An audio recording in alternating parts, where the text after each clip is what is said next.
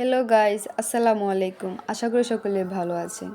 স্ক্রিনে যে পিকটি দেখছেন আপনারা, আমি আজকে আপনাদেরকে দেখাবো এরকম পিক আপনারা কিভাবে এডিট করবেন।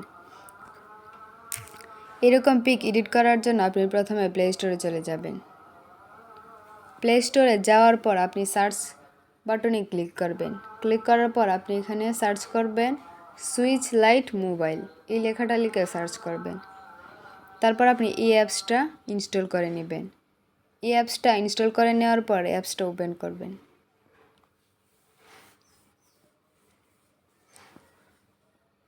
অ্যাপসটা ওপেন করার পর এখানে গেট স্টার্টেড এই লেখাটার উপর ক্লিক করবেন।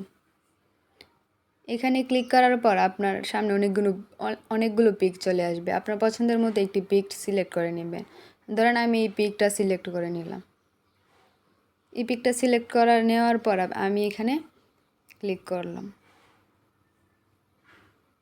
এখানে ক্লিক করার পর এখানে নিচে যে অপশনটা এখানে ক্লিক করবেন। দেখেন আপনার পিক এডিট হয়ে গেছে। আপনার এই পিকের মধ্যে যে ব্যাকগ্রাউন্ড ছিল এই ব্যাকগ্রাউন্ডটা চলে গিয়েছে। তারপর এখানে উপরে যে ডাউনলোড অপশনটা আছে এখানে ক্লিক করবেন। এখানে ক্লিক করার পর এখানে ডাউনলোড করে নেবেন এই পিকটা।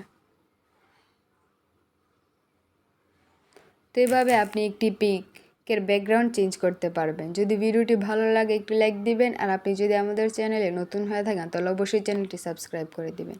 ধন্যবাদ সবাইকে।